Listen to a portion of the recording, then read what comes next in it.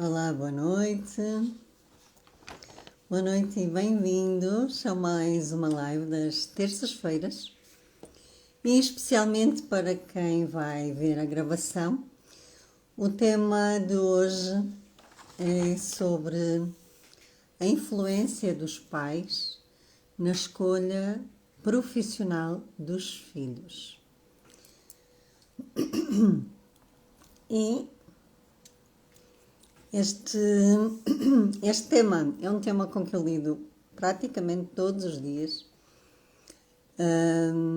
e que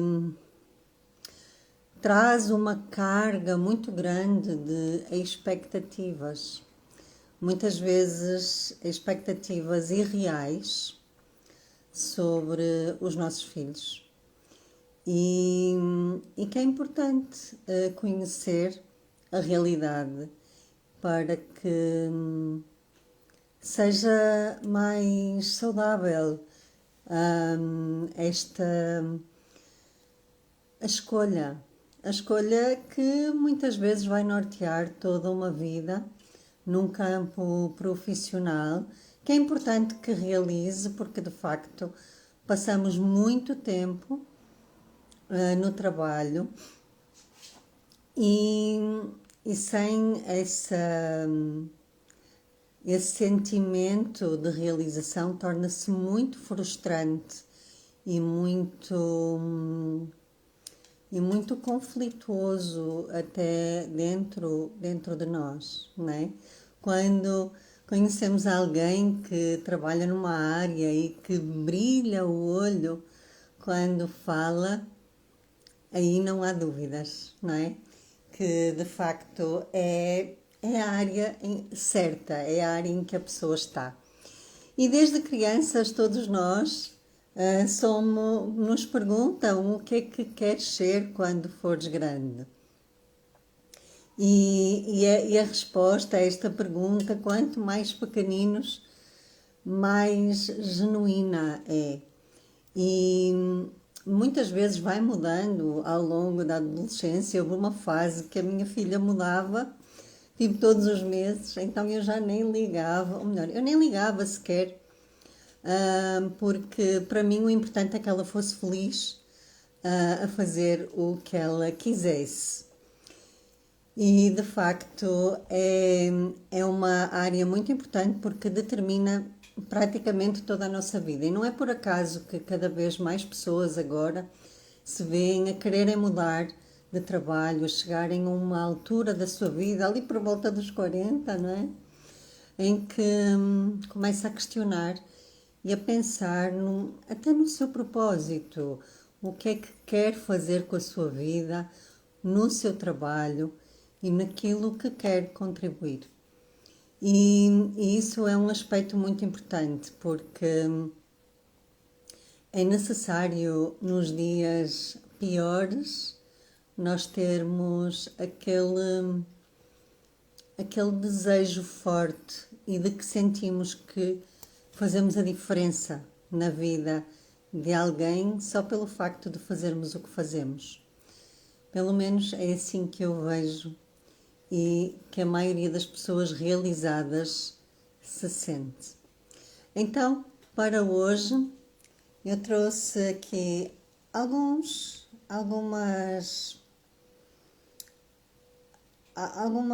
considerações que eu vi e que começa logo quando nós somos pais ou quando nós mães estamos grávidas, né? Grávidas, porque ainda é só exclusivo a mulheres. E já começamos a fazer filmes sobre quem nós temos na nossa barriga, né? Como é que aquela criança vai ser. Não sei se alguém que está aqui a assistir se fazia isso, se pensava no que é que ela iria ser, como é que ela iria ser, que roupa é que ela iria vestir. E isto eu trago aqui para considerar porque hoje li um comentário de uma mãe que tinha uma criança pequenina e ela dizia assim: sabem, aquela menina de vestidinhos e totós que todas nós idealizamos? Pois é, nunca tive. Tenho uma reguila, uma terrívelzinha, uma menina que adora letras, números, animais, formas, não gosta de andar vestida, sabe inglês, superdotada a este nível que todos os dias me dá uma dor de cabeça. Pois é, quando uma criança começa a ouvir isto desde cedo, ela vai internalizando. Ela vai se sentindo até inadequada, porque não é quem a mãe idealizou. Acontece também quando isto, se calhar mais há uns anos atrás, que ainda não havia tanta tecnologia para perceber o sexo do bebê, e ainda assim ainda ocorrem alguns erros, não há métodos infalíveis. E quando uma criança nasce e sabe que o desejo dos pais era ter uma criança de um sexo diferente. Isto pode parecer que não tem importância nenhuma, mas tem. Isso fica lá no nosso inconsciente, no nosso cérebro das emoções, registado. Por isso é que muitas vezes os comportamentos desafiadores são apenas a ponta do iceberg. Porque o que está por baixo é muito mais. É muito mais do que aquilo que nós imaginamos. E de quem me está a assistir, eu gostaria que, se tivesse alguma questão para colocar, aproveitem. Porque, de facto, o que eu quero trazer para aqui são reflexões. Porque o mais desafiante na criação de filhos não tem a ver com o controlo do comportamento deles, tem a ver com o nosso. Porque muitas vezes nós não nos conhecemos, nós trazemos feridas da nossa própria infância que não sabemos e elas regem a nossa vida, mas elas também nos dão características comportamentais incríveis que muitas vezes nós não vemos. Porque ninguém nos incentivou a elas, ninguém as soube descodificar. E por não saber descodificar, muitas crianças recebem rótulos que não precisavam. E hoje deparei-me com várias publicações, uma até foi da RFM. Olá, Suzete, boa noite, bem-vinda. Em que falava algo sobre a lógica das mães. A lógica das mães era uma frase que agora de facto me esqueci, mas que depois vi noutras publicações coisas como não fizeste mais que a tua obrigação, ou nem mais um pio, ou para de chorar, ou então ainda levas por cima, ou algo como se não paras de chorar, levas para teres vontade e para chorares com vontade, qualquer coisa assim. Exato, Lili, é isso mesmo. A lógica das mães é assim e pronto. E eu cheguei a comentar, porque eu vi tantos comentários de pessoas a dizerem, é mesmo, essa é a lógica das mães e é essa lógica que está certa e isso é que tem que ser assim e assado e enfim. Só que quando nós repetimos esta lógica, que na verdade é uma lógica tóxica, é uma lógica tóxica que nós aprendemos a normalizar. Nós fazemos coisas, muitas vezes com os nossos filhos, que não fazemos com os nossos amigos. E isto aqui não é para aumentar, entre aspas, a culpa, porque uma mãe já carrega tanta coisa, não é? Essencialmente, o meu propósito ao trazer isto é trazer reflexões e poder trazer mudanças comportamentais que só os pais podem mesmo fazer, porque os filhos serão sempre o reflexo deles.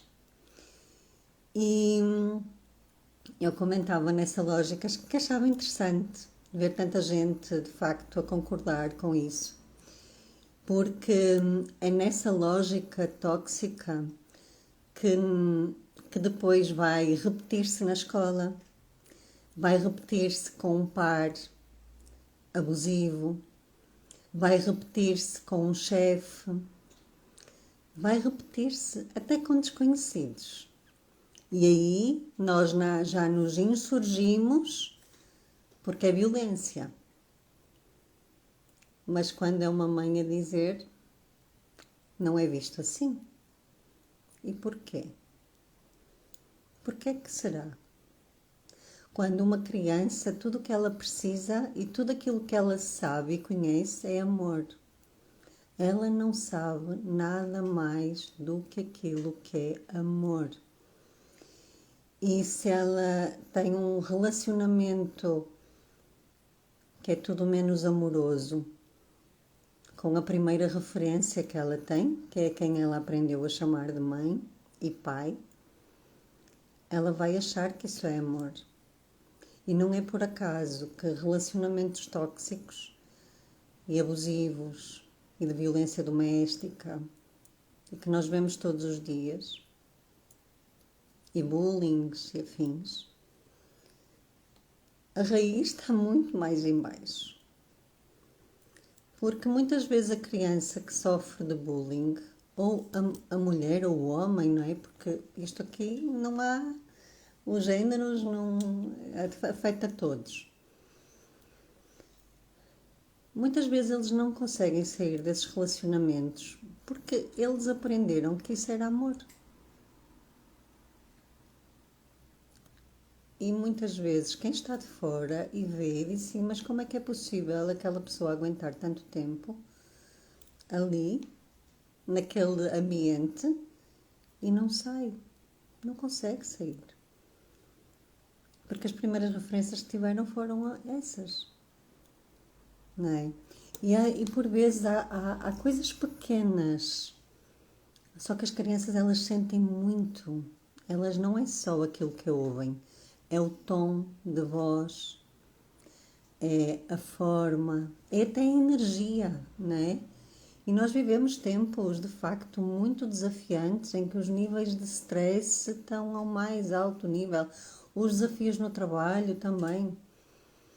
E este tema que eu trago é porque, de facto, custa-me ver todos os dias esta repetição.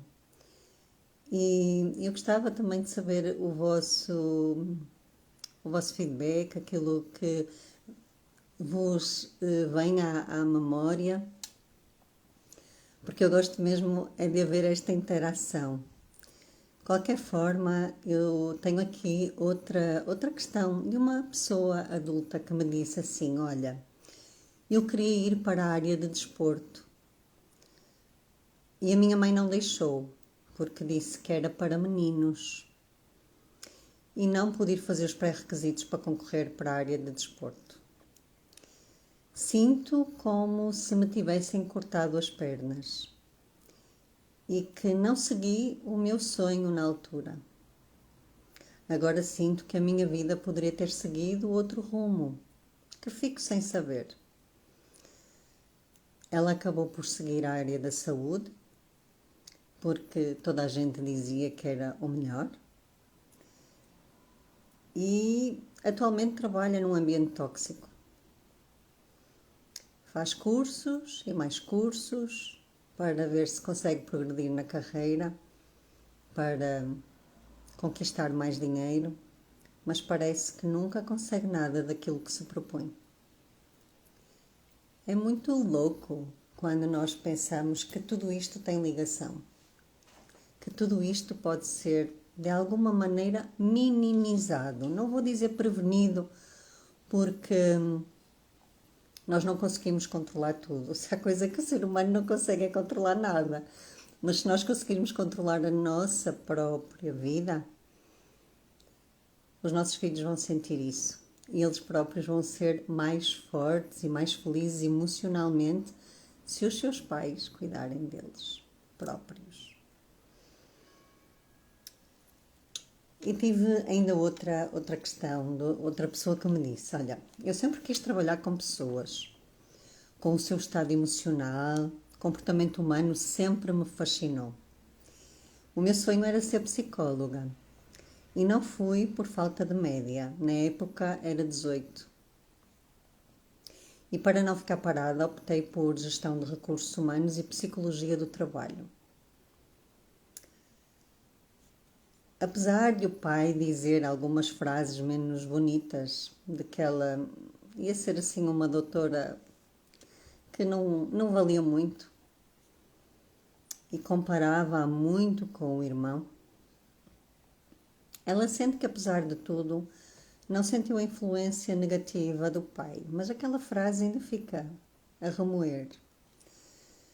Porque ela de facto é muito genuína, ela gosta mesmo de ajudar as pessoas.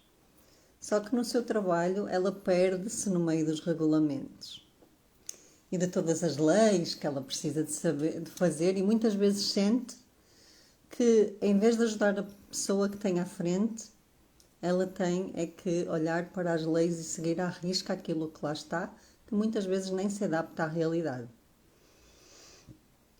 E aqui eu trago que, de facto, quando nós vamos aprender um curso, nós aprendemos a parte técnica do curso, mas as questões comportamentais não são valorizadas ainda, porque na realidade do mundo do trabalho vai ser muito importante. Aliás, eu uso muito uma frase que é: as pessoas são contratadas pelo seu currículo vitae, não é? Pela parte técnica, mas despedidas pela sua parte comportamental. E já existem vários, cada vez mais estudos sobre as inteligências múltiplas, e o conhecimento dos traços de caráter também nos ajuda imenso a perceber quais as funções certas para cada pessoa, só olhando o formato do seu corpo. Isso é incrível. E às vezes ajustes pequeninos bastam para que a performance aumente muito.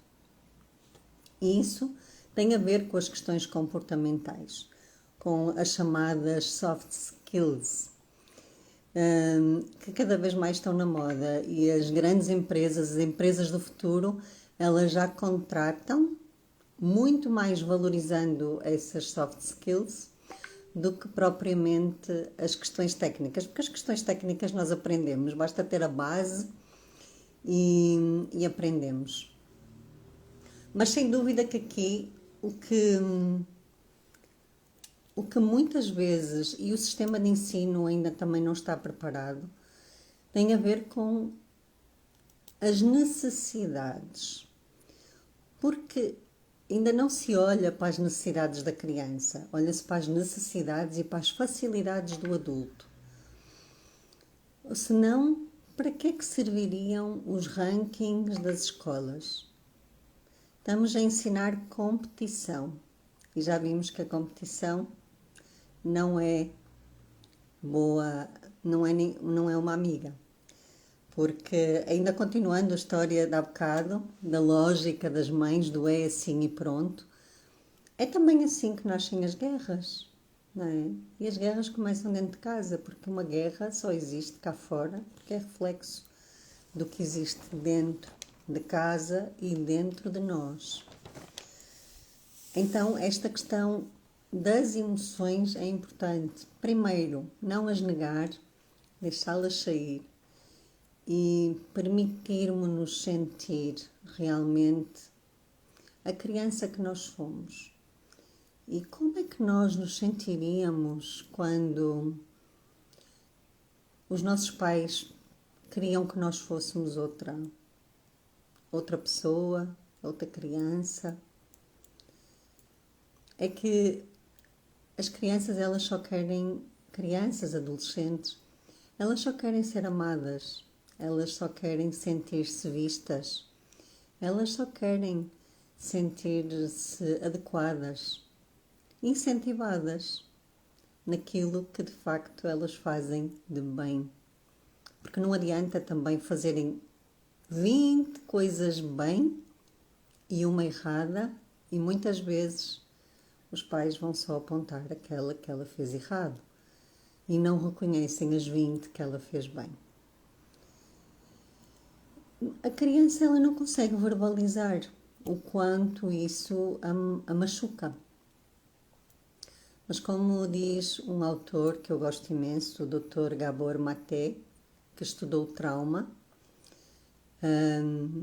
especialmente ligado às prisões, ele diz que não é preciso nós vivermos em contacto direto com uma guerra para ficarmos com marcas profundas. Aliás, todos nós estamos traumatizados, todos, ninguém escapa. Mas quanto mais nós conhecermos as nossas dores, os nossos recursos, melhores escolhas nós podemos fazer, porque senão vamos estar só a repetir esses vícios comportamentais que adquirimos na infância. Então, tal como eu apresentei esta live, todos os pais dizem que querem que os seus filhos sejam felizes e na vida profissional não é diferente. No entanto, a influência dos pais na escolha profissional dos filhos pode ser positiva ou negativa. E como eu prometi, esta live vai trazer reflexões e dar respostas. Perdão. Então, se tiverem alguma questão, podem deixar a vossa questão, que eu também irei dar resposta. Sem dúvida que as expectativas são o maior veneno. Quando nós colocamos expectativas muito altas, irreais, muitas vezes colocando no filho sonhos que nós próprios não vivemos. Isso é um peso muito grande. E nesta questão da vida profissional, que é uma parte tão importante da nossa vida, é preciso termos uma escolha consciente baseada nos talentos que cada um tem. Porque todos nós temos talentos naturais. Todos nós somos incríveis em ambientes certos. E há 3 vias de contração e uma só via de expansão. E quando nós focamos que a força da família está no casal, e aqui podemos falar também de famílias monoparentais, aplica-se na mesma, mas há algo que é muito importante.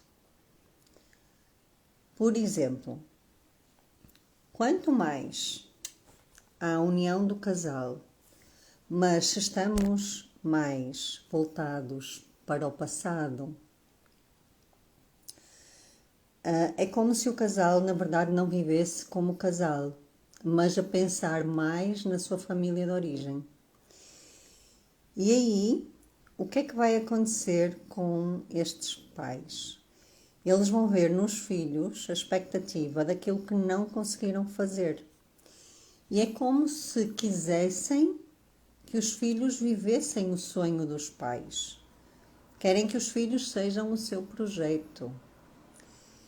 E aí há um foco nas necessidades dos pais que vai dar mau resultado, porque vai levar, todos estes quadrantes de contração vão levar a doenças, nomeadamente a depressão, a ansiedade e tudo isso que nós cada vez mais estamos habituados a ouvir.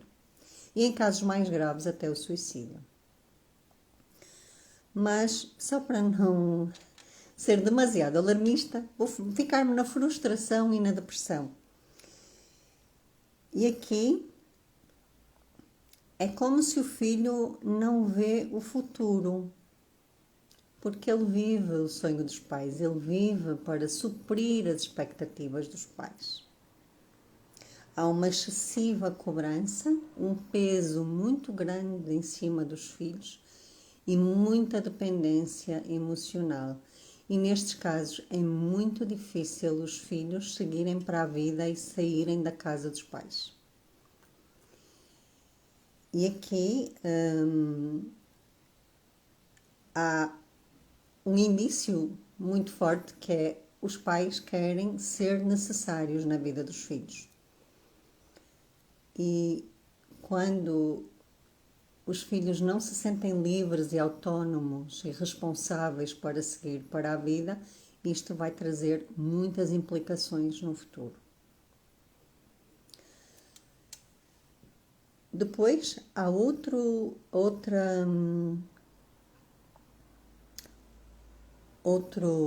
quadrante que também está muito focado no passado, e aqui os pais já não estão muito unidos, já estão mais a caminho do divórcio do que propriamente da união e da força do casal. Então, em muitas destas famílias, os pais são muito bem-sucedidos profissionalmente, ou têm até uma tradição na família de alguma profissão, seja médico, seja advogado, seja tem uma empresa até, e tentam incutir essa profissão como um legado a ser abraçado, assim como um orgulho, não é? Um nome a defender. E aqui vai existir muita competitividade, até com a família de origem, de um e de outro, né? Dos pais.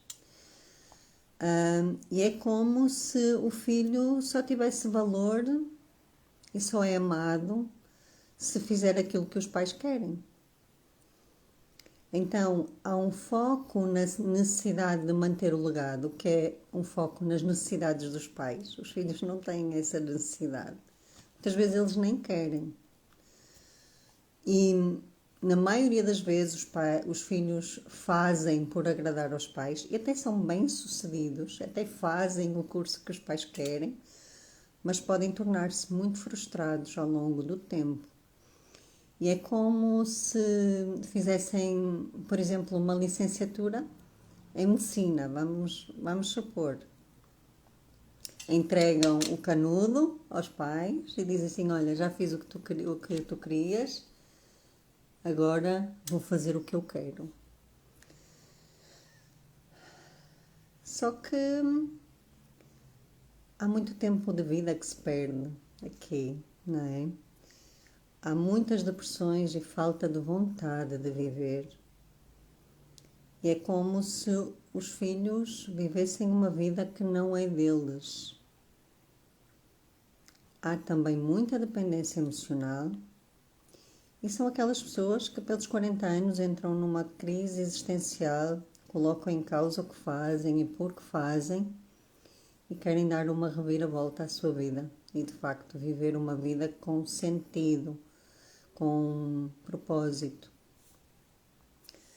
Nestes casos podem também acontecer situações graves de drogas, divórcios complicados, de doenças e de facto quando pensamos nisto de uma forma mais ampla, mais consciente, mais abrangente, isto leva-nos a pensar de facto no caminho que nós queremos ter como adultos, como pais dos nossos filhos, né? E do futuro profissional que eles terão. Depois existe um terceiro quadrante, que é um quadrante também de contração, em que aqui os pais já projetam no futuro, mas são pais que também a sua união não está muito forte. Eles vivem só em função dos filhos. São pais que fazem tudo pelos filhos. Eles são 100% pai, 100% mãe. E ser 100% pai e 100% mãe não é saudável. Por exemplo, na adolescência. 100% pai e 100% mãe nós somos quando os filhos nascem. Aliás, quando ele ainda está dentro da barriga. da mãe. Porque quando ele sai da barriga da mãe, a mãe já não é 100% necessária, porque alguém pode alimentá-lo, alguém pode substituir a mãe. Mas de facto, uma mãe apenas é 100% mãe quando tem o bebê dentro da sua barriga. Este casal não tem sonhos juntos, vivem pelos filhos e para os filhos, e isto asfixia-os. Não os deixa viver, não lhes dá espaço. É como se os filhos vivessem por um futuro que não é deles. Aqui também há muita frustração, muita depressão, muita dependência emocional. E é como se os filhos desaparecessem, os pais morriam, porque eles deixavam de ter um sentido de vida, que eles não têm sonhos juntos. Então, já falamos nos 3 quadrantes da contração, agora vamos falar no único que é saudável, que é o da expansão. E qual é este quadrante da expansão?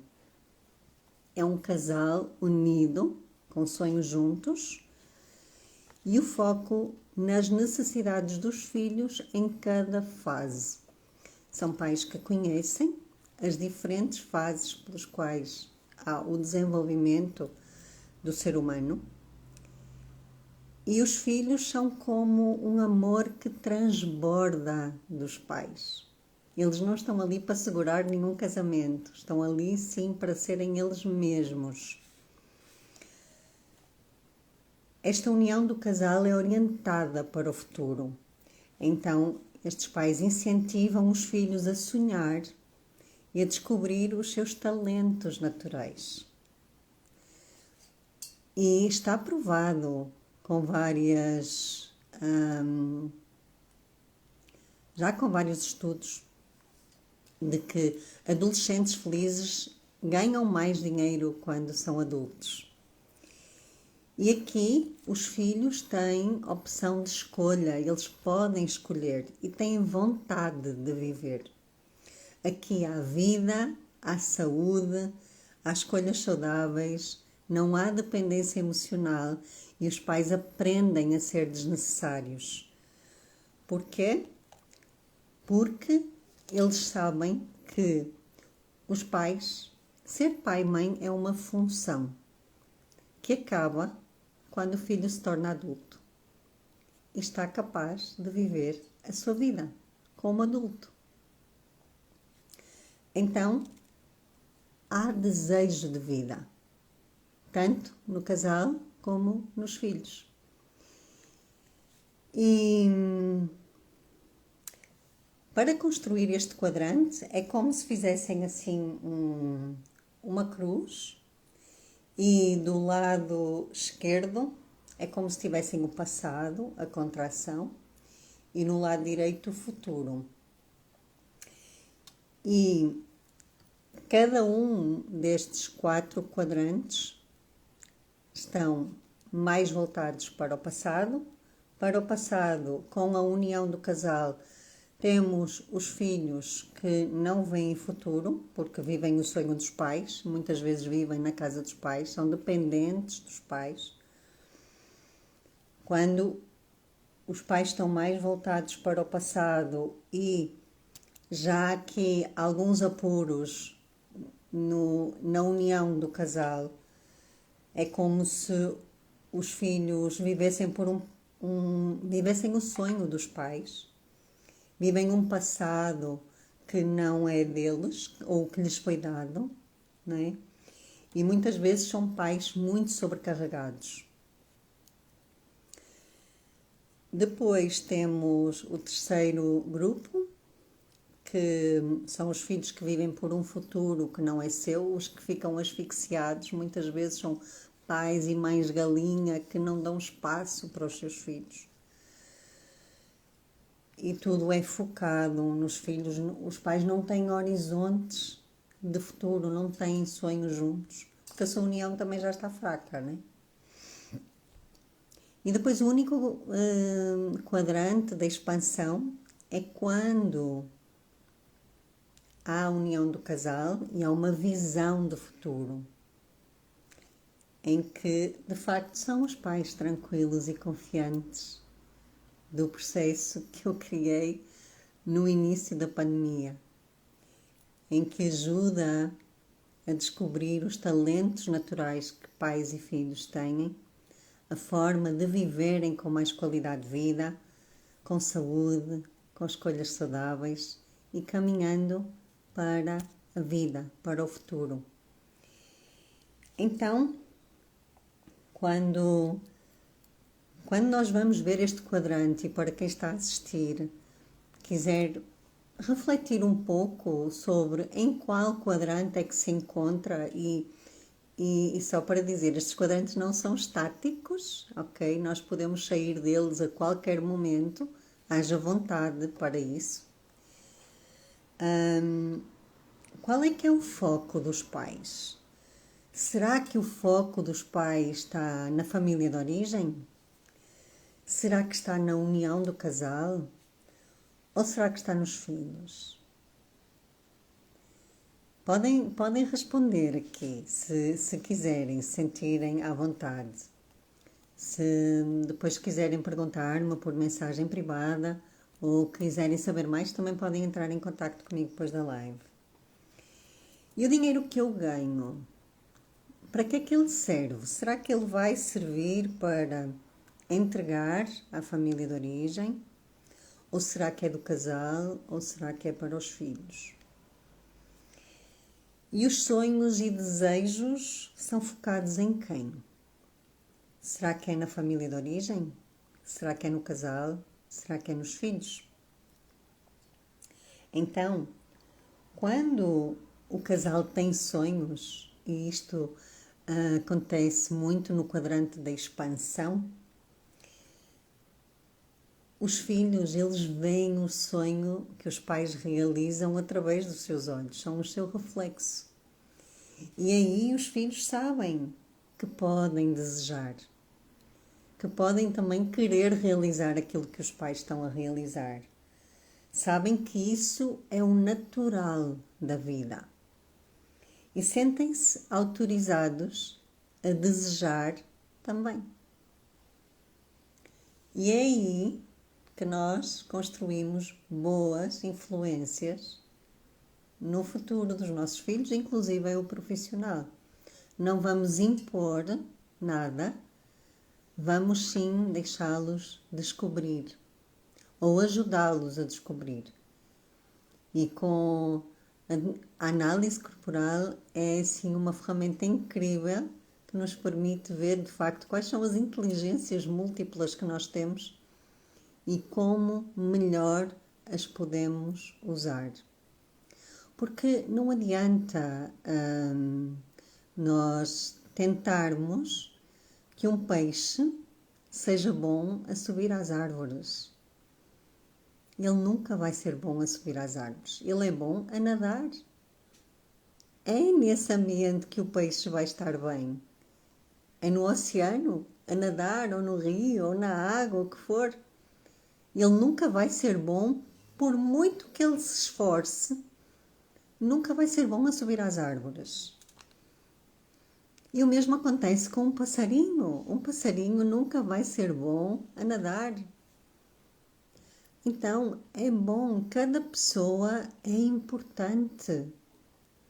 Cada criança tem o seu dom. Todos nós temos os nossos dons. Todos nós somos bons em alguma coisa, só que muitas vezes estamos tão focados no que nos dizem, nos rótulos que ouvimos,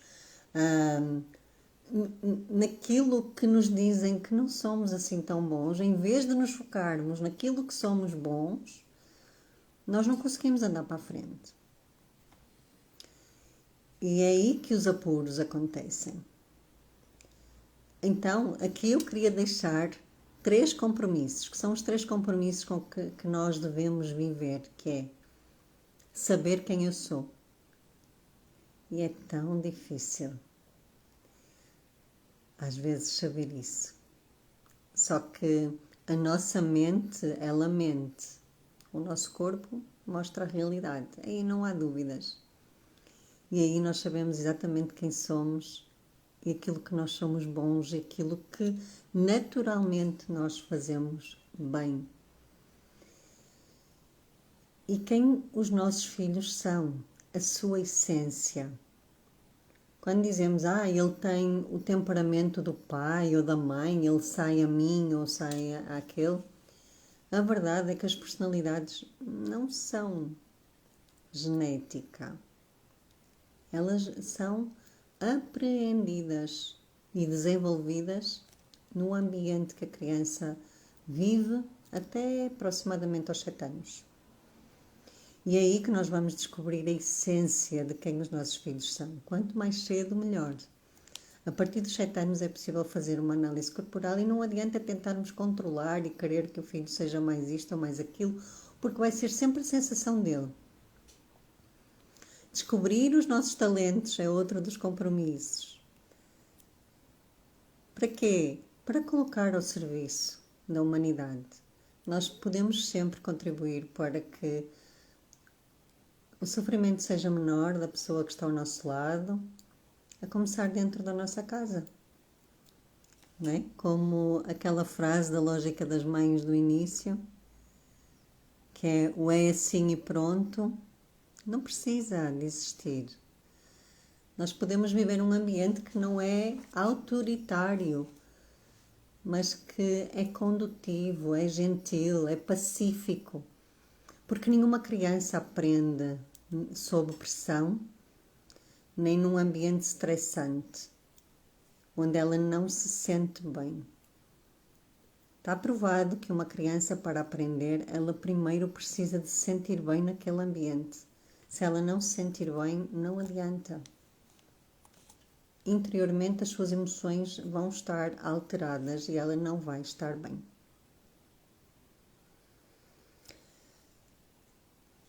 E eu posso falar um pouquinho de que, de facto, a análise corporal permitiu-me a mim também descobrir quem eu sou, descobrir os meus talentos e resgatar um sonho de criança, que é o que eu estou aqui a fazer hoje.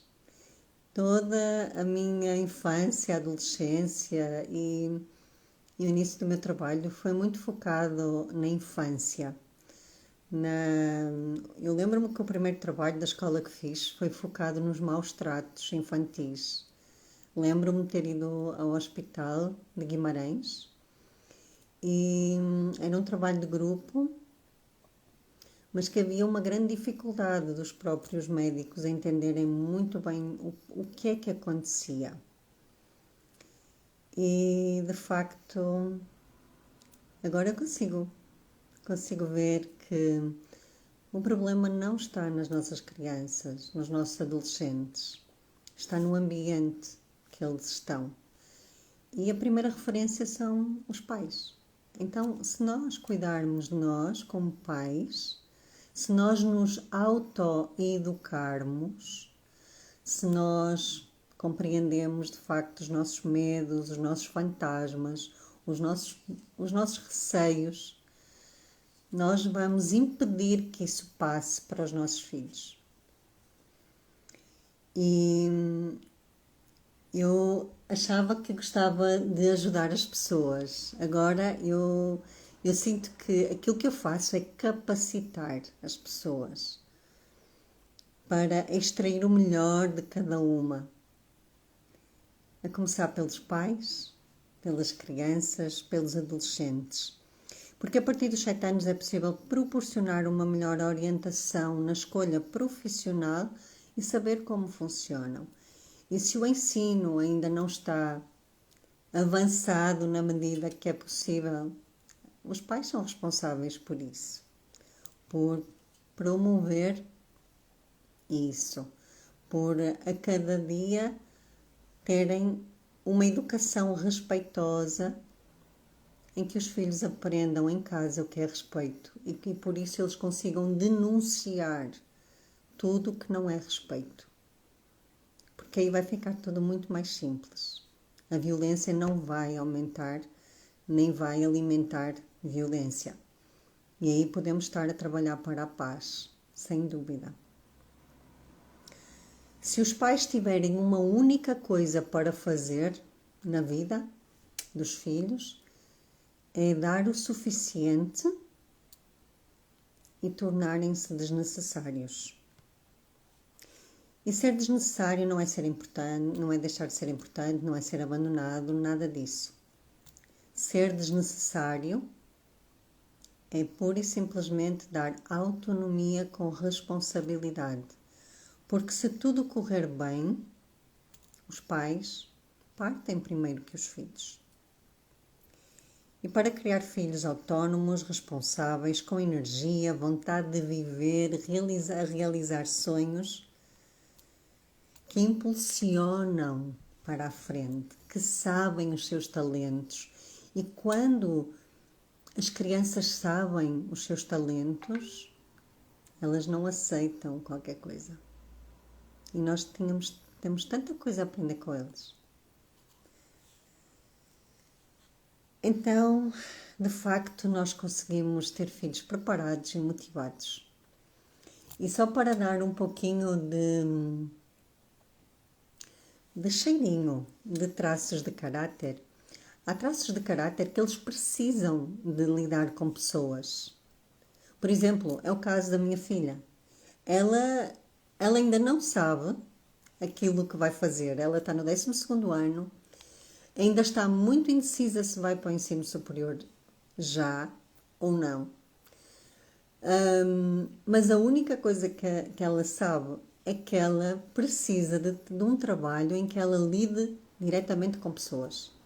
Porque se ela não lidar com pessoas, ela vai tornar-se uma pessoa completamente frustrada e insuportável.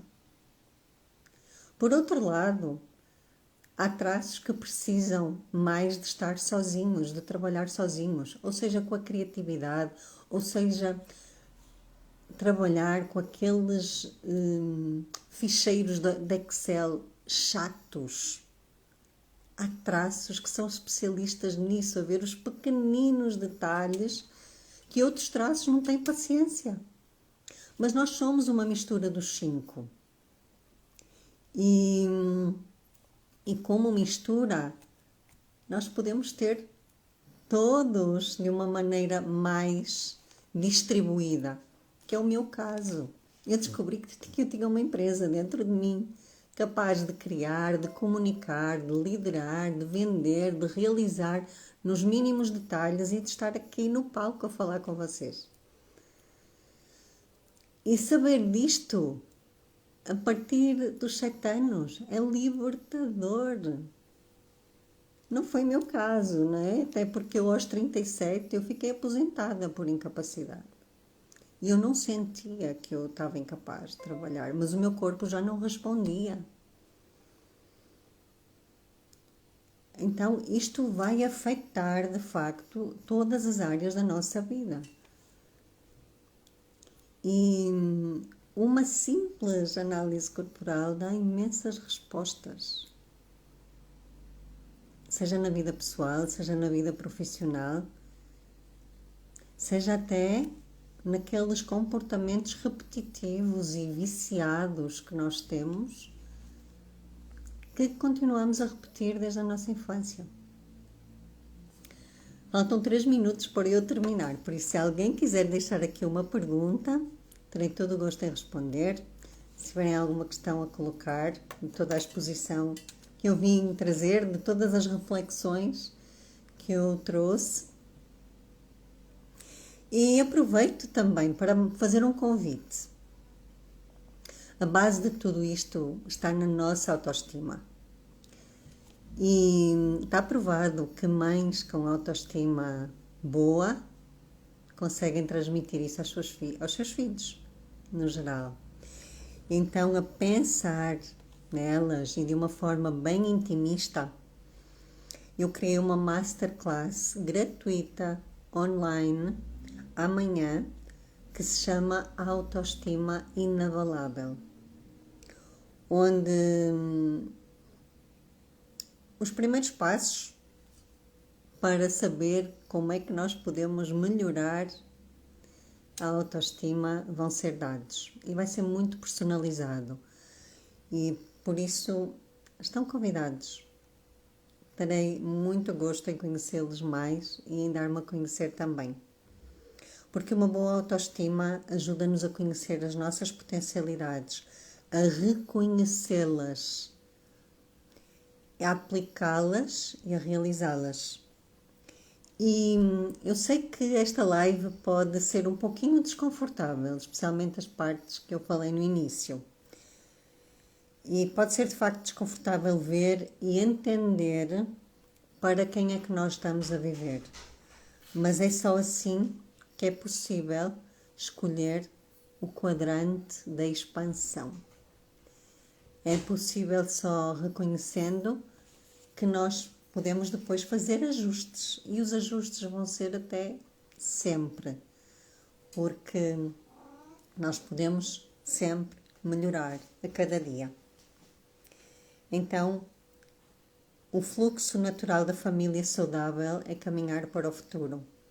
Quando nós começamos a entender isto e a viver isto, a nossa vida toda melhora e destrava em todas as áreas. E quando, como eu disse, a força está no casal, quando tudo começa e termina no casal, as funções de pais e filhos estão em ordem. Nenhum filho sai da sua posição de filho para fazer lugar de pai ou de mãe. Consigo suprir as necessidades pessoais do casal e da família. E o mais importante, sobra tempo para o que realmente importa. Então, eu espero que de facto tenha acrescentado valor esta live. Gostaria de ter os vossos feedbacks, os vossos insights, as fichas que podem ter caído. Comentem aqui para eu saber ou enviem-me uma mensagem. E envio-vos um beijinho muito grande e até à próxima live.